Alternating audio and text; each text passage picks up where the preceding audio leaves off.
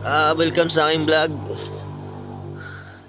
Flex lang natin ng bagong labas ni Rosie. Kakuha ko lang nito. 2 araw pa sa akin to. Ito ang Delta X125 ni Rosie. Ang kagandahan dito is naka-digital panel na yung dashboard. Ganda ng ano. Ang ganda ng dashboard. Para itong ginaya sa XRM pero napaganda ng at quality ng motor.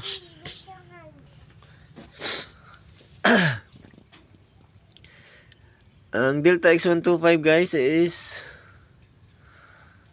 naka brake drum sa likod at naka dual caliper ang disc brake sa harap. Naka mags pareho. Matitibay, maganda. At yung cover niya maganda pang pagkagawa. Parang tumatapat na rin sa mga branded na motor si Rosie. 2 disc pa lang sa akin to. Maganda naman yung takbo, mabilis, pero hindi ko pa naabot ang hanggang 70 plus lang yung takbo. Pero para sa akin the best at affordable ang motor na to. Ang kagandahan dito is signal light. Ang signal light ay naka LED light na siya. Ang tail light ay naka LED light. Ang harapan is halogen bulb pa rin. Pero yung itsura niya ay pangmasa ang presyo. Ang ganda ng quality. Kung ito yung signal light sa harapan,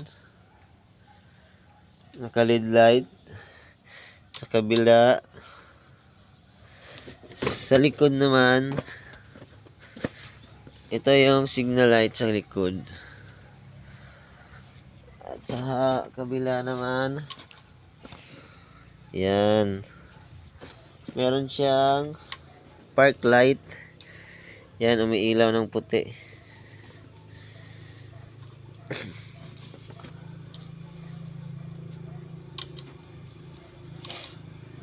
Upuan, maganda yung pagkakapurma ng upuan. U-box, may U-box. Saktuhan lang yung ano nalagay.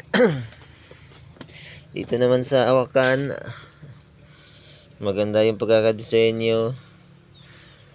Ito low beam, high beam, park light, signal light, serbato, horn, choke. Sa kabila naman start light. Meron din siyang kick start, electric start. Yun, the best. Ang kagandahan po dito is mura lang. 1.7 lang ang monthly ko rito. Pang mahirap lang talaga. Pero abot kaya, maganda quality yung motor. Ito ang bagong Delta X125 ni Rosie.